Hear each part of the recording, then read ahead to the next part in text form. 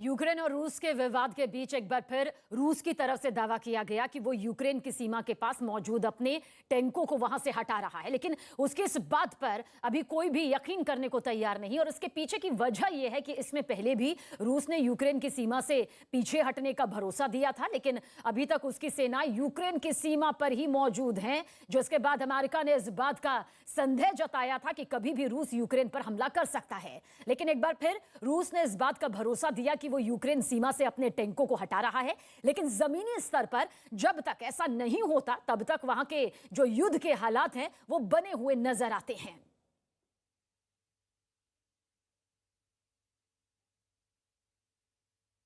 तो रूस की सीमा से लगने वाले यूक्रेन के एक प्रांत में भीषण बमबारी की खबर है। वहां बम और मोर्टार तक दागे गए, जिनकी चपेट में आम नागरिकों के आने की भी खबर है। हालांकि दावा यह किया जा रहा है कि इस जंग में अभी तक रूस की सेना शामिल नहीं हुई, बल्कि रूस के समर्थन वाले विद्रोहियों के साथ यूक्रेन की फौज ने जंग शुरू की।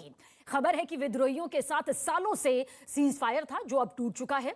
विद्रोहियों ने भी यूक्रेन फौज पर हमला किया और यूक्रेन की फौज ने भी गोलीबारी यहां पर की है, जो खबर निकलकर यहां से सामने आ रही है।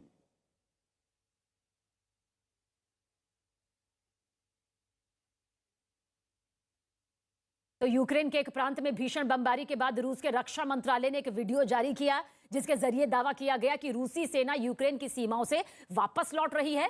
तो वहीं रूस ने यह भी दावा किया कि यूक्रेन के पश्चिमी इलाके से उसके कई सैनिक वापस लौट चुके हैं। खबर है कि रूस ने यूक्रेन के पूर्वी, उत्तरी और दक्षिणी सीमाओं पर अपने आधे से ज्यादा सैनिकों की तैनाती कर रखी है। तो ऐसे में जो रूस की सैन्य टुकड़ियों के लौटने का दावा है वो गलत नजर आता है। और यूक्रेन मुद्दे पर यूएन में भारत ने अपना पक्ष रखा। यूएन में भारत के स्थायी प्रतिनिधि टीएस त्रिमूर्ति ने अपने बयान में कहा कि यूक्रेन संकट का कूटनीतिक तरीके से समाधान हो। उन्होंने इस मुद्दे पर सभी पक्षों से संपर्क में होने की भी जानकारी दी। साथ ही यूक्रेन की सेना और रूसी समर्थक विद्रोहियों के बीच साल 2015 में हुए मिन्स्क समझौते के तहत इस मुद्दे का हल निकालने की अपील भी की।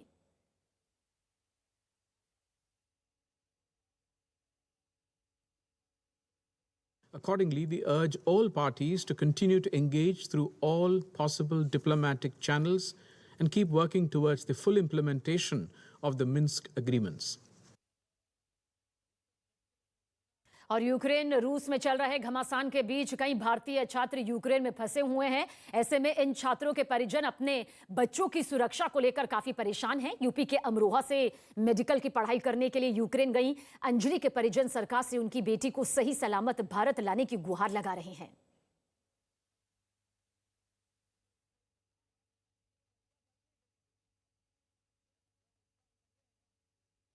हमारी मांग सरकार से ये है कि सरकार जल्दी से जल्दी इंडिया के बच्चों को वहाँ से निकालने का प्रयास करे और साथ ही जो किराए में भी जो छूट प्रदान करने की कोशिश करे।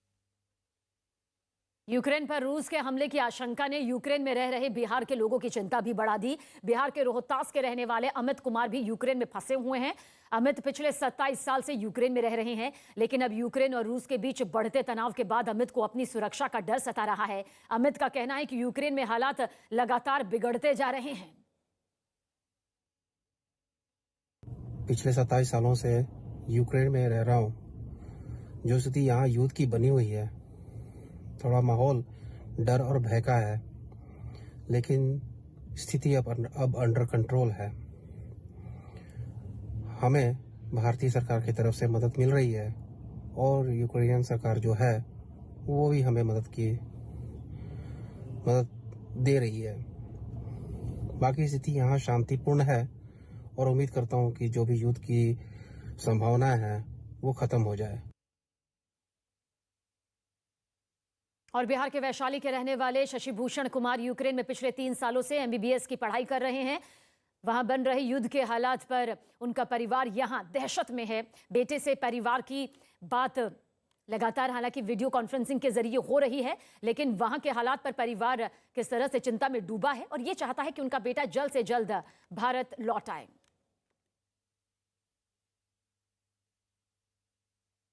यूक्रेन और रशिया का जो विवाद है वो पिछले 1 महीनों में काफ़ी बढ़ गया है। ये इतना ज़्यादा बढ़ गया है कि कभी भी युद्ध का रूप ले सकता है।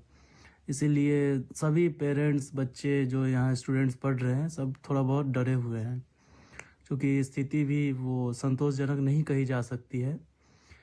तो फिर भी मैं आप सबसे गुजारिश करूँगा, सभी स्टूडेंट से, सभी पेरेंट्स से, कि बिल्कुल भी चिंता ना करें। इसके पीछे दो कारण। एक तो किसी भी युद्ध में सिविलियन पे हमला होता नहीं है, तो इसलिए आप चिंता ना करें। दूसरा ये कि हमारी जो एम्बेसी है और हमारी जो सरकार है, उस पर हमें पूरा भरोसा है। हम लोग सरकार से यही रिक्वेस्ट उनसे कर रहे हैं, भाई अब अपना जो भारत देश है, अब तो ये पूरा सबको पता है कि कंट्री बहुत अच्छा हो गया है, पहले से बेहतर है। इसलिए हम लोग का चिंता कम है, कल कि वो लोग अपना खुद करेंगे कि क्या करना है नहीं करना है। हम लोग का यही रिक्वेस्ट है कि अपना भारत के बच्चे स्टूडेंट सबको सही सलामत अपना देश आ जाए, और ये लोग वहाँ के में कॉलेज से रिक्वेस्ट करें कि बच्चे को ऑनलाइन पढ़ाई हो, जितने दिन तक बच्चे रहे यहाँ भारत में, फिर ऑनलाइन पढ़ाई लोग दें। जो माहौल जो देख रहे हैं बच्चा अंदरूनी में, अब वहाँ उसका कुछ माहौल का पता नहीं रहता। हम लोग यहाँ न्यूज़ देखते हैं, न्यूज़ से घबराते हैं, परेशान हैं, और बच्चे को सुरक्षा यहाँ इंडिया लाया जाए, और यहाँ से जो पढ़ाई का जो है वो ऑनलाइन जो है ऑनलाइन सरकार अपना लिया क्लास ले। रूस यूक्रेन सीमा पर विश्व युद्ध का ट्रायल रन शुरू हो गया है, जिसे सैनिकों से नहीं रिमोट कंट्रोल से अंजाम दिया गया। दो सुपर पावर्स के बीच चल रही वार पलटवार के बीच यूक्रेन सीमा पर कैसे रिमोट से विश्व युद्ध का ट्रायल रन जारी है, इस स्पेशल रिपोर्ट के जरिए आप जरूर देखें। महायुद्ध का पार्ट 1 शुरू।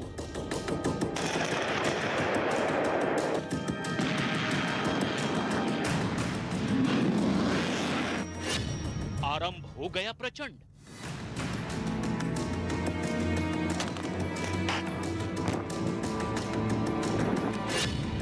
यूक्रेन के सैनिकों ने दागे मोर्टार।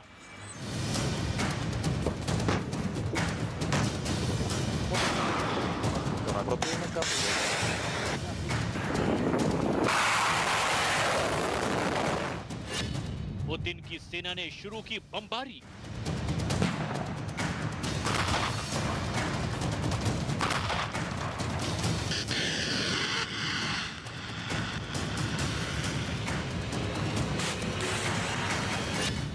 क्या ये विश्व युद्ध का आगाज है?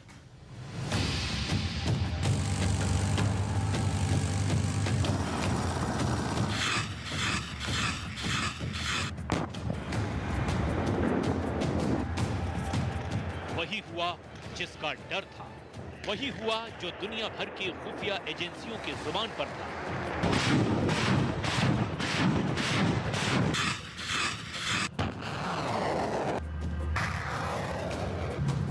अमेरिका के प्रेसिडेंट जो बाइडेन भी चेता चुके थे, रूस यूक्रेन पर आंशिक हमला कर जंग की शुरुआत कर सकता है। अब रूस की सेना ने उसका आगाज भी कर दिया है। खबर है कि पुतिन की सेना ने यूक्रेन के लुहानस्क इलाके में गोला दागा है। ये तस्वीर उसी जगह की है जहां रूस का गोला आकर गिरा।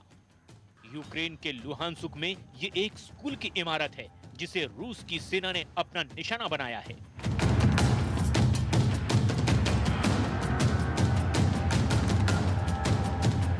राहत की बात यह रही कि जिस वक्त ये हमला हुआ, मौके पर कोई मौजूद नहीं था। वहीं रूस की मीडिया ने दावा किया है कि पूर्वी यूक्रेन में विद्रोहियों पर यूक्रेन की सेना ने ग्रेनेड और मोर्टार से हमला किया है। रूस की स्पुतनिक समाचार वेबसाइट के मुताबिक यूक्रेन की सेना ने लुहानस्क पीपुल्स रिपब्लिक में एक नहीं 4 जगहों पर मोर्टार, गोले और ग्रेनेड से हमला किया है। रूस और यूक्रेन के बीच हालिया रणभूमि बना है यूक्रेन का पूर्वी इलाका लुहानस्क, जहां अमेरिका के खुफिया विभाग के मुताबिक 30,000 के करीब अलगाववादी हैं जिनका रूस मददगार रहा है। बड़ा सवाल ये है, क्या लुहानस्क में सुलगी महायुद्ध की ये चिंगारी विश्व युद्ध की आग भड़काने वाली है? क्योंकि सेना को यूक्रेन बॉर्डर से वापस लौटने के रूस के दावे को यूक्रेन समेत अमेरिका और नाटो सिरे से खारिज कर चुके हैं।